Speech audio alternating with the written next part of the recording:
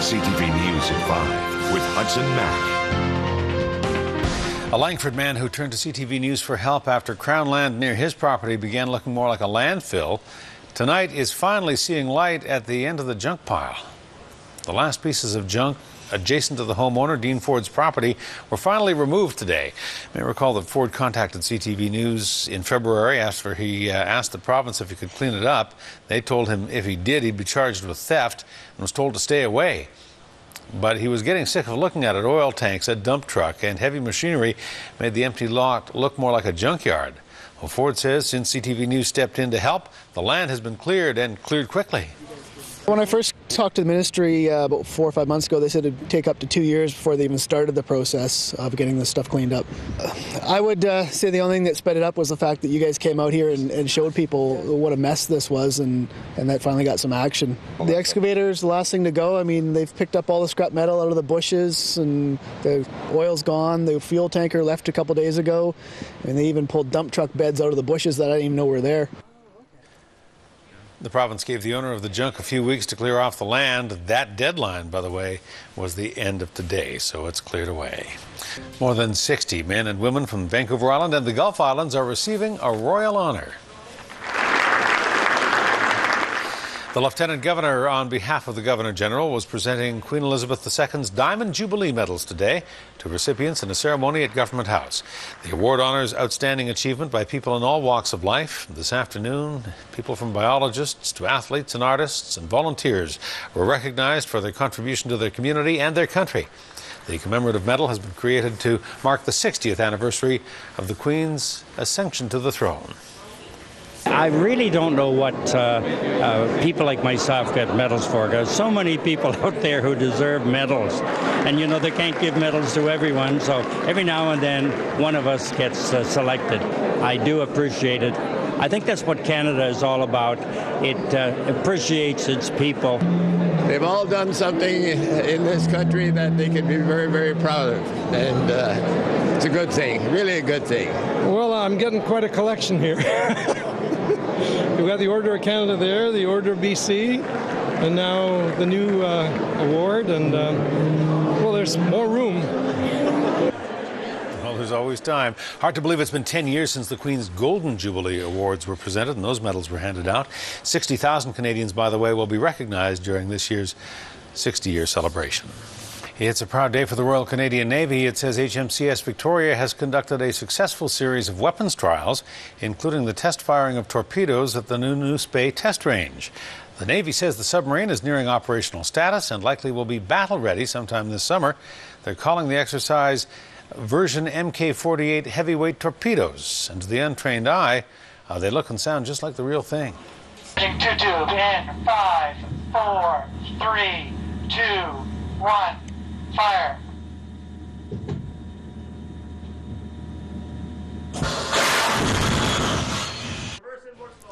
The Navy calls the trials a major milestone for the submarine program. Until now, none of the 4 used subs in Canada was able to carry, let alone fire, the American-built torpedoes. HMCS Victoria didn't have an explosive warhead, so instead of explosive torpedoes, it fired electronic packages used to gather data.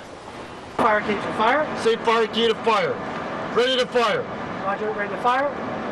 Next system, fire tube 6. Fire tube 6. Fire. Impulse return. Fire tube 6. GA20 right. The video was released by the Department of National Defence. It says Canada's submarine fleet will achieve a ready state next year. That means there will be 3, possibly 4 vessels always available for operations. The Royal Canadian Navy's other 3 subs are not yet in the water and are not yet capable of firing torpedoes like Victoria has done. That successful firing comes on the heels of a British member of Parliament who says Canada should be asking for its money back for the used subs purchased from Britain in 1998. They've been plagued by accidents and technical problems so far. The MP says the British government knew that there were problems before selling them to Canada for $750 million. The firing and crew trials will continue through March. They're being called a major milestone by the director of the Canadian Submarine Force. Well, you may have had a little luck of the Irish on your side if you bought a Lotto 649 ticket in the past week. check those numbers because there are a couple of lucky winners in the Capital Region, and you could be one of them. A winning ticket sold for Wednesday's draw is worth nearly $70,000, and somebody else in Greater Victoria has won the extra. That's worth $500,000. The lucky numbers are 6, 9, 11, 12, 19, and 20, and the bonus number is 47. There's another major shift in the Canadian media landscape today. Bell, our parent company, has purchased Quebec-based Astral Media in a deal worth more than $3 billion. Astral operates more than 20 specialty and pay TV channels, including Movie Channel, Family, and HBO Canada. The company also has dozens of radio stations across Canada, though none on Vancouver Island.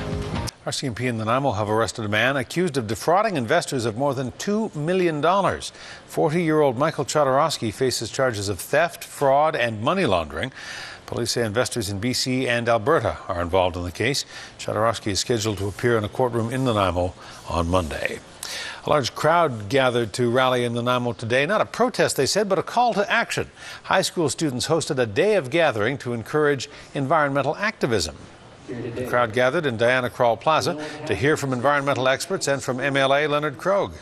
They all had the same message: the future of the planet is in our hands. The event was organized by a grade 12 student from Dover Bay Secondary. I hope, to raise awareness and also to bring a little bit of activism to Nanaimo. People don't realize how much effect they could have if they actually tried to do something. These kids are the future, and it's an awareness event, so hopefully as people become aware of what's going on in the world, they take chances, take initiatives and risks, and go out and try to make a change. The initiative goes beyond Nanaimo's borders. Next week, there'll be similar events held around the world in cities such as Johannesburg and Hong Kong, aimed at making young people more aware of ongoing environmental issues. That derelict fishing boat that's been anchored in Cowichan Bay may soon sail off into the sunset. 5 years and innumerable complaints later, MP Jean Crowder has finally succeeded in her quest to have Dominion 1 removed. The 40-year-old vessel slipped its anchor for a second time this week in that windstorm that swept the island, renewing concerns about the danger it poses to other vessels and to the environment. For years, the boat has sat idle because no agency nor government will take responsibility for it. Nobody wants to take responsibility. When I went to talk to the minister about it again, the first thing he said to me was, "Oh, is the boat adrift in navigable waters? Because if it's navigable waters, it's not Coast Guard responsibility, it's Department of Transport." And I said, "No, Minister, it's anchored again. But you've got to do something." And credit to the minister, the Coast Guard has now moved it. The boat is now moored on the other side of the bay near a defunct mill, but the owner says it's been sold to a scrap metal dealer and will be towed out of the bay permanently soon to be taken to Mexico to be cut up. Well, the size of the smiles were matched only by the size of the check at a major donation celebration that happened in Nanaimo today. The Haven Society received nearly $47,000 raised at a gala event last month called Who's Behind the Mask? Our Bruce Williams was on hand for the presentation today. He's been a longtime supporter of the society, which helps women and children who are victims of violence. Right now we're finding that budgets are a lot tighter with just the change in the economy, so the money will go towards supporting all our programs, community victim services, women's counselling, our children's program, and the transition house, of course. Last year alone, close to 3,500 women and children used the Haven Society's services.